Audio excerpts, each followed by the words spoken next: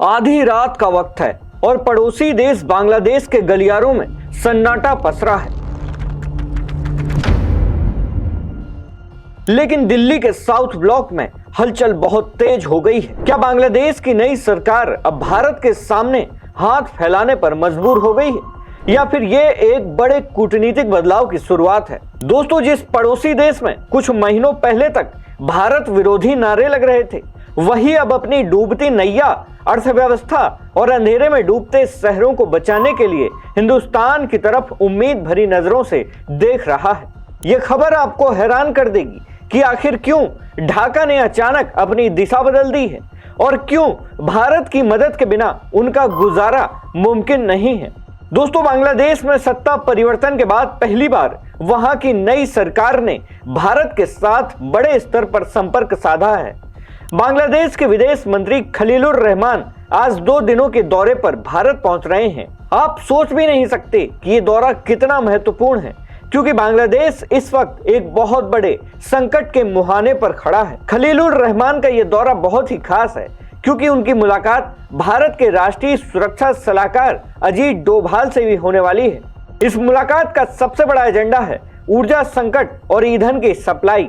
पश्चिम Asia यानी middle east में चल रहे युद्ध की वजह से दुनिया भर में तेल और गैस की कीमतों में आग लगी हुई है। बांग्लादेश के पास अपनी जरूरतों को पूरा करने के लिए पर्याप्त तेल नहीं बचा है और वो एक भयंकर एनर्जी क्राइसिस की तरफ बढ़ रहा है।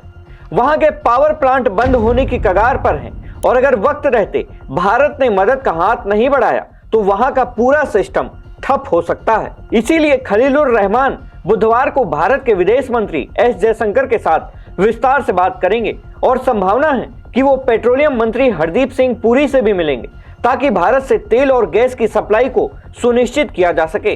खलीलुर रहमान ने खुद कहा है कि वे भारत के साथ सम्मान और आपसी हित पर आधारित संबंध चाहते हैं, लेकिन क्या ये सब इतना आसान होगा? दोस्तों, अगस्त 2024 में शेख हसीना की सरकार गिरने के बाद भारत के कई बड़े प्रोजेक्ट्स वहां रुक गए थे।